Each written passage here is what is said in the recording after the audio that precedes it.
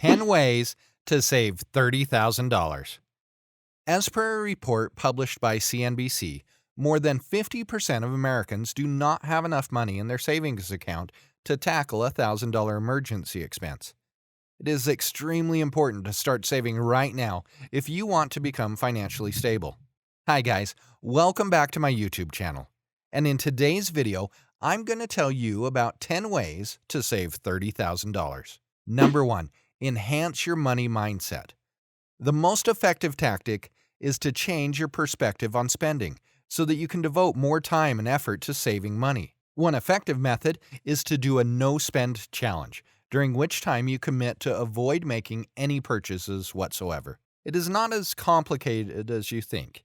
The ability to eat healthfully does not need a large bank account. Enjoy yourself and take some time for yourself when you need it. You have more practical skills than you give yourself credit for. You don't have to call a plumber every time your bathroom faucet drips. To put it another way, you have a ton of things that are still in good condition, and they have several potential uses. For example, if you have mismatched dishes, such as a plate or bowl, you can place them beneath a planter that drips water. Number 2. Lower interest rates.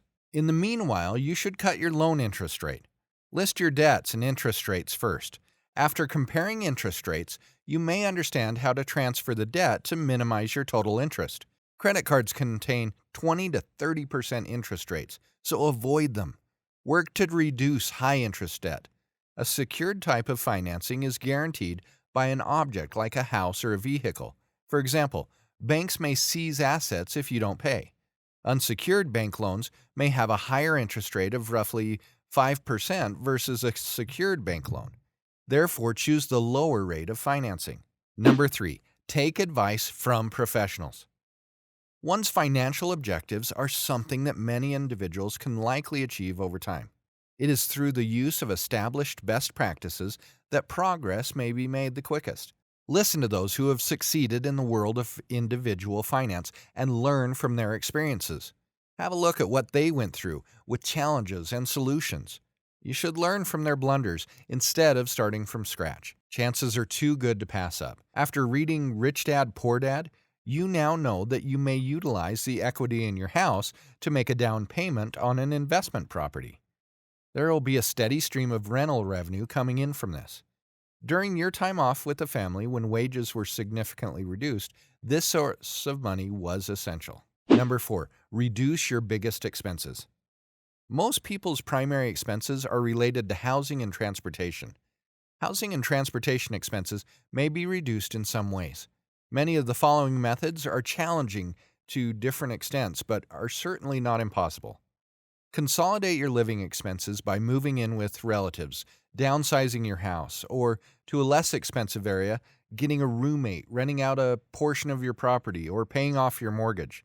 To some, these measures may seem extreme. Remember, that is not how the rest of your life will be spent. The benefits in the long run will justify these temporary setbacks.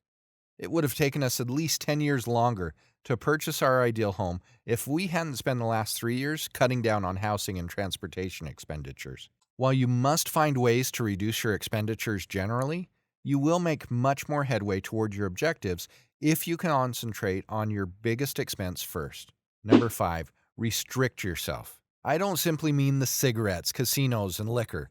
For every purchase that isn't necessary, you should ask yourself whether you need it. To what extent do I need this item? How would this product improve my life in ways that nothing else can? Wait 30 days to buy anything you might need. After 30 days, if you still feel like you need it, then you can think about acquiring it. Supposing you dine out 5 times a week and spend $35 each dinner. That's $175 per month. That should last me a whole month of food. Here are some ways to save money if you have to get this item. Thrift shops, yard sales, and online markets like Craigslist, Kijiji, Facebook Marketplace, eBay, and Garage Sale are all great sites to get bargains on used goods. If you want to save money, go for a product that doesn't have a lot of bells and lights. As more capabilities are added, more potential problems emerge. If you're looking for a current concept, think of something that can be regifted or utilized to create another item. Number 6. Keeping a record of your money. Expenses and receipts need to be itemized to provide a clear picture of your finances. All the transactions need to be laid out, and it might be a lot to take in. This is a crucial stage if you've never done it before. Keeping tabs on your financial flow can help you determine your current savings rate income and fewer costs. By doing so, you may establish a starting point. A reasonable savings rate target might be established. When all the figures are laid out in front of you, particularly over time, you can see exactly how much money is spent on what. A purchase review option is available. Make an effort to save money. This is not something that has to be done every month. For an annual overview, you should conduct this exercise a few times. Consider the shift in your pace of savings. Examine your spending to see if there are any areas where cuts can be made. Number 7, make deals for recurring costs. Expenses like cell phone service, internet access, home insurance, and vehicle insurance are regular outflows of cash. The bottom line will suffer if these expenses are not reduced. Talk about a new deal 2 months before your current one expires. Talk to the person in charge of client loyalty and retention to get access to the best discounts. See if your current service provider has any deals.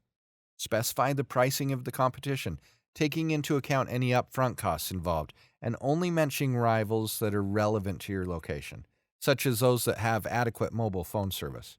Inquire about possible group savings with your company or membership organization. Number 8, strategically plan your meals. Don't attempt meal planning on your own if you're a newbie. You can ease into that meal planning with the $5 meal plan. The time and money saved were substantial after you began recording your activities on paper. A recipe card, grocery list, inventory list, weekly menu, and cost tracking grid are all included. It's expected that you would seek out the items marked down by 50% that must be consumed on the same day. You tend to make big purchases, particularly of meat. All the meat might be repacked in Ziploc bags and frozen individually for later use. Despite the appearance of a yellow sale sticker, the unit price might not represent a good deal. Number 9, include your loved ones. In the current economic situation, resources become scarce. Your loved ones and close friends have various options available to them. What they know and can accomplish is beyond your capabilities. When in doubt, just ask for assistance. Possibly a home loan, the repairing of a broken home appliance, perhaps some of the most inventive ways in which they've found to save costs. You'll never know until you ask. If anything, asking for help shows how resourceful you are. Perhaps you're one of those individuals that feels uncomfortable when you need to seek assistance. People who don't reach out for assistance are more likely to be left behind, so keep that in mind. They may eventually succeed, but it'll take a lot longer. Number 10, establish a system of regular savings. When you make it a practice to pay yourself first, it will require you to make adjustments in other areas of your life. Establishing an automated withdrawal from your checking account is a method that is going to make paying yourself first the least difficult. You might also set this up if your firm participates in an RRSP matching scheme for its employees. You might begin with a little amount, such as $20 each month, and gradually build up to a higher amount as you gain confidence. So that's all for today. I hope you found this video interesting, and see you in the next one. Don't forget to subscribe to the channel if you're new here, and hit the bell icon so that you don't miss any future updates.